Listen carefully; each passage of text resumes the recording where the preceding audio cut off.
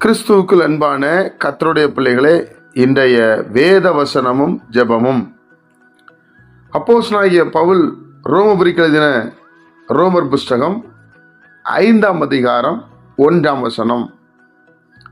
இவ்விதமாக நாம் விசுவாசத்தினாலே நீதிமான்களாக்கப்பட்டிருக்கிறபடியால் நம்முடைய கர்த்தராகிய இயேசு கிறிஸ்து மூலமாய் தேவனிடத்தில் சமாதானம் பெற்றிருக்கிறோம்.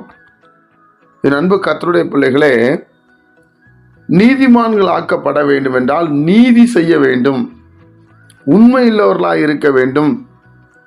ஒருத்தர் பார்த்து நம்மளை நீதிமான், இவன் உண்மையானவன் என்று சொன்னால் அவன் உண்மையாய் இருக்க வேண்டும், பரிசுத்தமாய் இருக்க வேண்டும், நீதியாய் இருக்க வேண்டும்.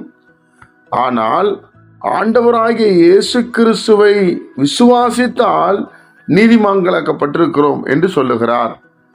அப்ப தேவனுடைய பிள்ளைகளே, ஒரு மனிதன் இயேசு கிறிஸ்துவை விசுவாசித்தால் அவன் நீதிமானாய் மாற்றப்படுகிறான். தேவனுடைய பிள்ளைகளே, அப்ப விசுவாசம் எந்த அளவு மேலோங்கி நிற்கிறது.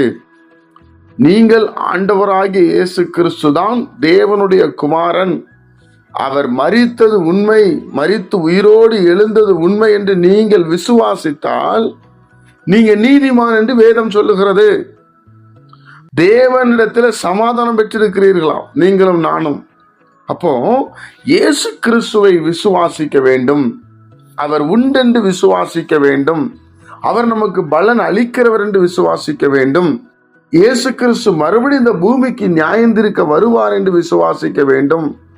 நாம் ஒவ்வொரு மனிதனும் நாம் செய்கிற காரியங்களுக்கு கணக்கு கொடுக்க வேண்டும் என்று விசுவாசிக்க வேண்டும். கர்த்தருடைய சமூகத்திலே ஞாபக புஸ்தகம் என்று ஒன்று உண்டு. தேவனுடைய பிள்ளைகளே, ஜீவ புஸ்தகம் என்பது ஒன்று உண்டு. கர்த்தருடைய பிள்ளைகளே, அப்போ நாம் விசுவாசத்திலே வல்லவர்களாக நாம் இருக்க வேண்டும்.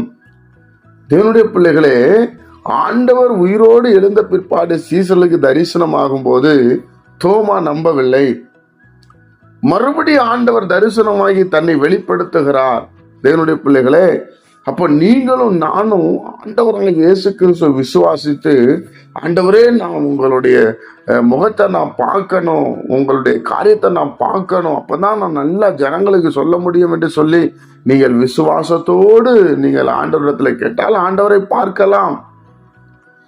இவ்விதமாக நாம் விசுவாசத்தினாலே நீதிமான்களாக்கப்பட்டிருக்கிறபடியால், அப்போ நீதி செய்யறவங்க தான் நீதிமான், அவங்க தான் உண்மை அப்படி சொல்ல முடியாது.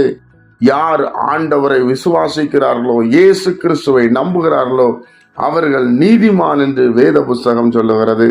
அப்போ நாம் விசுவாசிப்போம், அற்புதங்களை பெற்றுக்கொள்வோம். ஜெபிப்போமா? பரிசுத்த பிதாவே, உம்முடைய குமாரன் இயேசு கிறிஸ்துவின் நாமத்தில் வருகிறோம். நீதியின் பிதாவே, நீ நீதி உள்ள தேவன், நாங்கள் விசுவாசிக்கிறோம். இதனால எங்களுக்கு ஆசீர்வதித்து தாரும். கேட்கிற ஒவ்வொரு பிள்ளைகளையும் நீ ஆசீர்வதியும். சமாதான நதி அவங்களுக்குள்ளே புறப்பட்டு வரட்டும். கர்த்தராகிய இயேசு கிறிஸ்துவின் மூலம் ஜெபிக்கிறோம் நல்ல பிதாவே, ஆமென்.